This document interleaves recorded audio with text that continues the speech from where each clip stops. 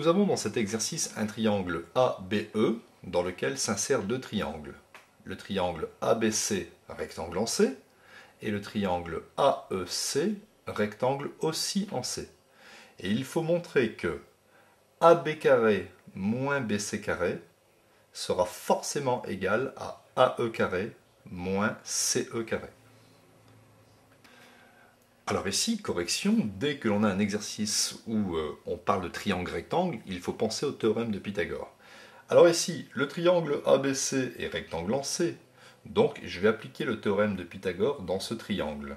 L'hypoténuse c'est AB, donc d'après le théorème de Pythagore, AB carré va être égal à BC carré plus CA carré. BC carré plus CA carré.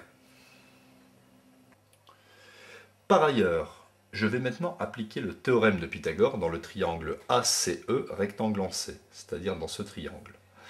Le triangle ACE est rectangle en C, donc d'après le théorème de Pythagore, l'hypoténuse au carré, donc l'hypoténuse c'est le côté le plus long, donc AE carré va être égal à AC carré plus CE carré.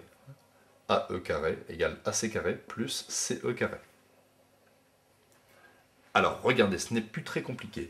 Je prends ici la première relation. Si vous voulez avoir CA carré tout seul, il y a BC carré ici qui vous gêne. Vous allez transposer BC carré, vous allez placer BC carré de l'autre côté du égal en changeant le signe. Devant, vous avez un plus BC carré. Donc, regardez ce qu'on va obtenir. CA carré est égal à AB carré et le BC carré, le plus BC carré, en se déplaçant, devient moins BC carré. D'accord? C'est vraiment pas compliqué. Si vous voulez avoir CA carré tout seul, vous mettez AB carré moins BC carré. Ici, on va procéder de la même façon. Je veux ici AC carré tout seul. AC carré, c'est pareil que CA carré, c'est une distance. Donc, je vais mettre CA, c'est pareil.